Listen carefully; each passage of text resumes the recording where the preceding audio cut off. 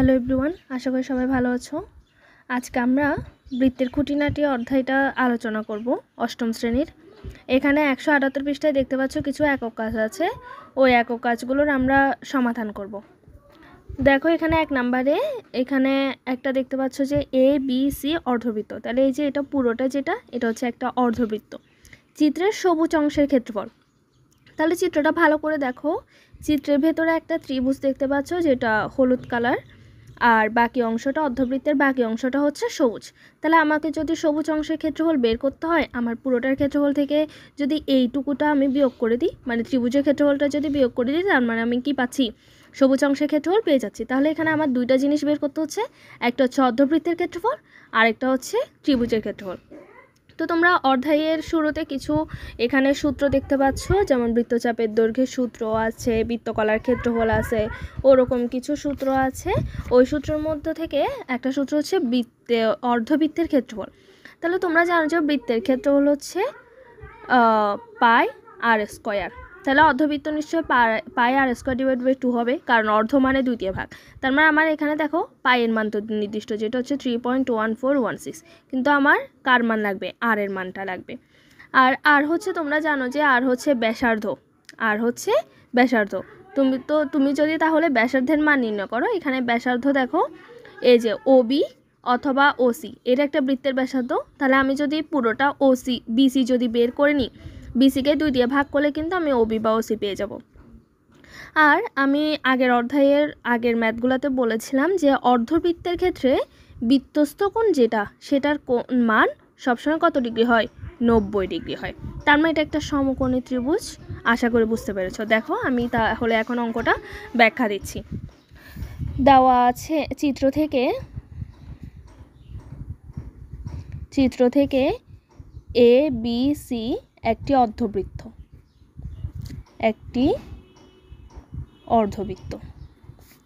আমরা জানি অর্ধবৃত্তস্থ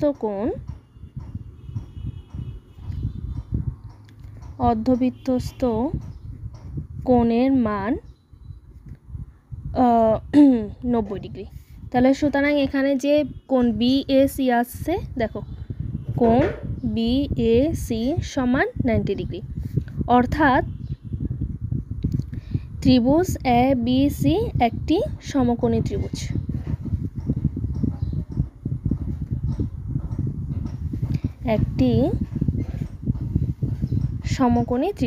তাহলে সমকোণ ত্রিভুজের ক্ষেত্রে যে পিথাগোরাসের সূত্রটা আছে, ওই সূত্রটা আমরা ব্যবহার করব। তাহলে সুতরাং এখানে যেটা অতিভুজ, তাহলে দেখতে পাচ্ছ আমি যদি বইটা একটু ঘুরিয়ে দিই, তাহলে দেখো এই যে এইভাবে এটা একটা সমকোণ ত্রিভুজ, যেটার অতিভুজ হচ্ছে লম্ব বড়টা মানে বিসি, আর লম্ব হচ্ছে এবি, আর ভূমি হচ্ছে কি এসি। তাহলে আমরা লিখতে পারি অতিভুজ স্কয়ার। তাহলে দেখো অতিভুজ হচ্ছে এসি হোল স্কয়ার সমান AB whole square plus BC whole square. এবার যদি মান বসাও, এসির মান দেখতে পাচ্ছ, দুঃখিত, অতিভুজ এসি না, অতিভুজ হচ্ছে এখানে বিসি। তাহলে বিসি হোল স্কয়ার সমান B whole square plus AC whole square. এবার যদি মান বসাও, বিসির মান যেহেতু আমরা বের করব, তাহলে ওটা রেখে দিই। আর এবির মান দেওয়া আছে 6, তাহলে 6 হোল স্কয়ার প্লাস এসি হচ্ছে 8, তাহলে 8 হোল স্কয়ার। তাহলে এটা যদি যোগ করো তাহলে পাবা 100। তাহলে বা বিসি সমান স্কয়ার এই পাশে গিয়ে রুট হয়ে যাবে √100, আর √100 মান হচ্ছে 10। তো আমার তো পুরো বিসি দেওয়ার দরকার নেই, আমার ব্যাসার্ধ দরকার, মানে হয় ওসি না হয় ওবি। তাহলে সুতরাং ওবি সমান ওসি সমান কি হবে, BC/2 হবে, মানে হচ্ছে 10/2, আর 10/2 এর মান হচ্ছে 5। তাহলে আমরা ব্যাসার্ধ পেয়ে গেছি। এবার আমরা অর্ধবৃত্তের ক্ষেত্রফল বের করব। তাহলে সুতরাং অর্ধবৃত্তের ক্ষেত্রফল সমান পাই আর স্কয়ার বাই 2। তাহলে এই যে 5 যেটা, ওটাকে আমরা আর ধরতে পারি।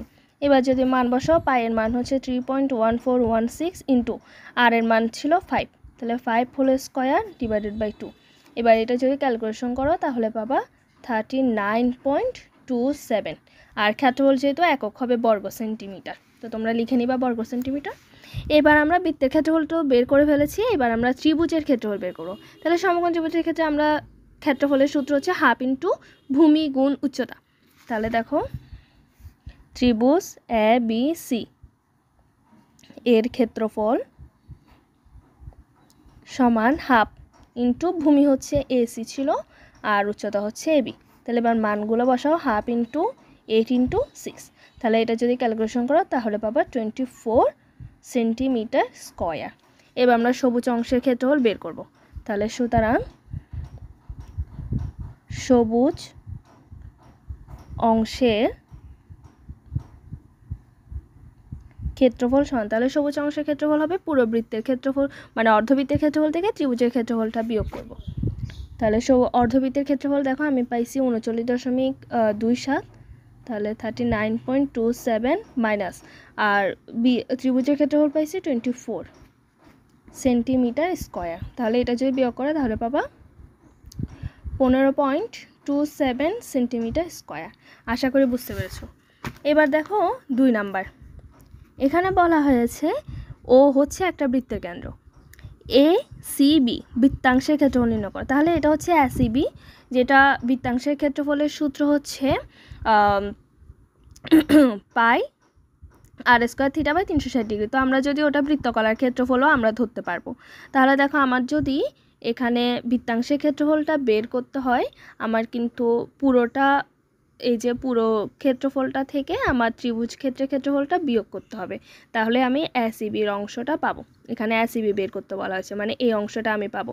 তাহলে পুরোটা থেকে আমার এটা বিয়োগ করতে হবে। আর পুরোটা আমরা একটা বৃত্তকলা ধরতে পারি, তাই আমরা বৃত্তকলার ক্ষেত্রফল বের করব।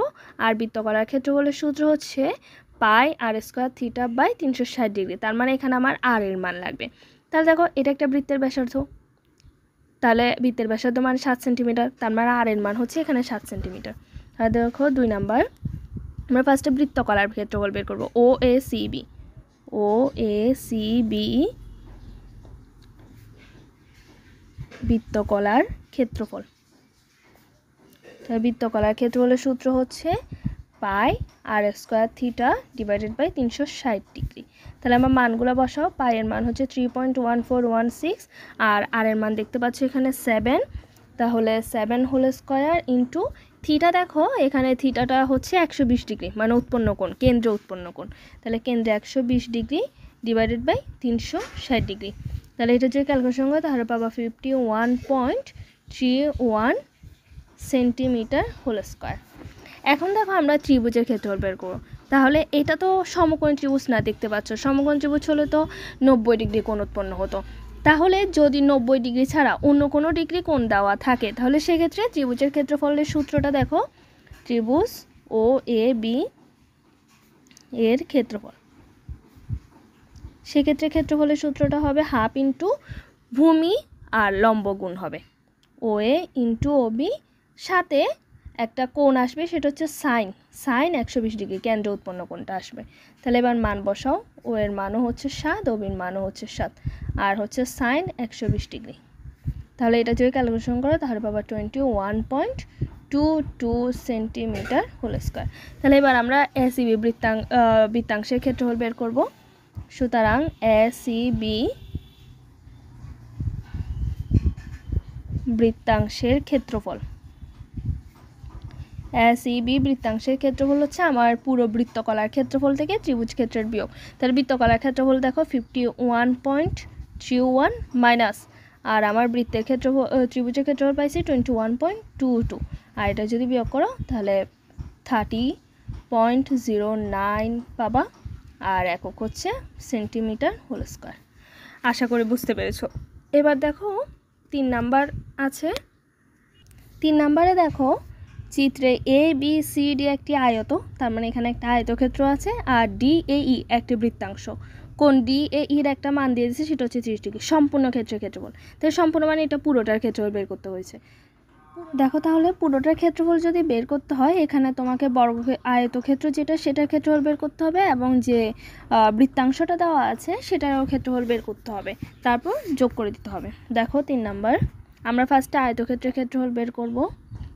এ বি সি ডি আয়তের ক্ষেত্রফল। তো আমরা জানি আয়তক্ষেত্রের ক্ষেত্রফলের সূত্র হচ্ছে দৈর্ঘ্য গুণ প্রস্থ, যেখানে দৈর্ঘ্য দেখো এডি আর প্রস্থ হচ্ছে ডিসি, তাহলে এডি গুণ ডিসি, তাহলে এডির মান ছিল 10 গুণ 7, তাহলে 70 সেন্টিমিটার স্কয়ার। এবার আমরা যে বৃত্তাংশটা দেওয়া আছে সেটার ক্ষেত্রফল বের করব, এডিই।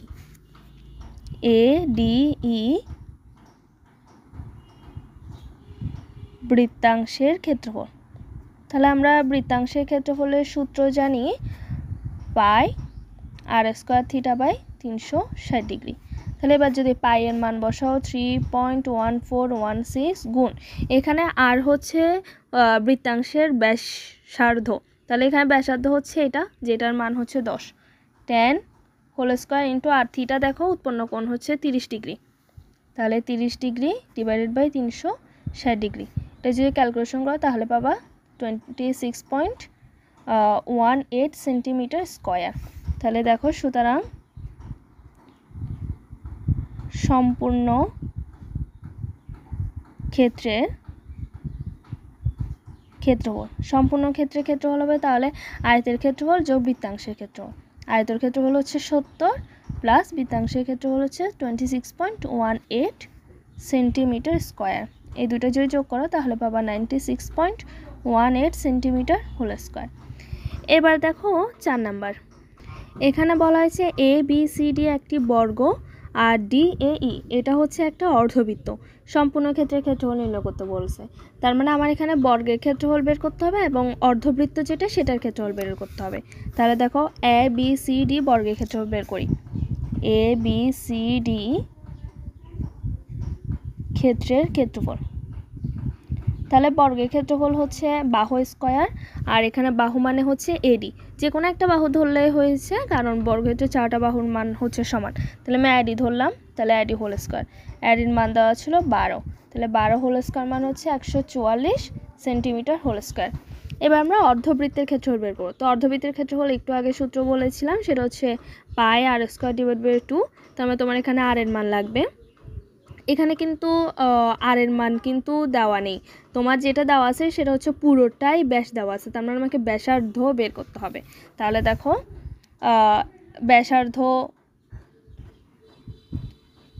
ব্যাসার্ধ আর সমান হবে এডি বাই 2, এডির মান দেওয়া ছিল 12, 12 বাই 2 মানে হচ্ছে 6 সেন্টিমিটার। সুতরাং তাহলে অর্ধবৃত্তের ক্ষেত্রফল, অর্ধবৃত্তটা হচ্ছে এডিই। তাহলে দেখো এডিই এর ক্ষেত্রফল, এডি হচ্ছে একটা অর্ধবৃত্ত, তাহলে অর্ধবৃত্তের ক্ষেত্রফল হচ্ছে pi R square divide by 2। এবার মান বসাও, পাই এর মান হচ্ছে 3.1416 ইন্টু আর এর মান হচ্ছে 6 হোল স্কয়ার ডিভাইডেড বাই 2। এবার যদি এটা ক্যালকুলেশন করো তাহলে পাবো 56.5488 সেন্টিমিটার হোল স্কয়ার। এবার তাহলে আমরা সম্পূর্ণ ক্ষেত্রের ক্ষেত্রফল বের করব। সুতরাং সম্পূর্ণ ক্ষেত্রের ক্ষেত্রফল, তাহলে সম্পূর্ণ ক্ষেত্রের ক্ষেত্রফল সমান 6 প্লাস 56.5488। এবার যদি এই দুটো যোগ করো তাহলে পাবা 200 পয়েন্ট, দুঃখিত এখানে 6 না, এখানে হচ্ছে 144, 200.5488 সেন্টিমিটার হোল স্কয়ার। আশা করি আজকের টপিকগুলো সবাই বুঝতে পেরেছো। সবাইকে ধন্যবাদ।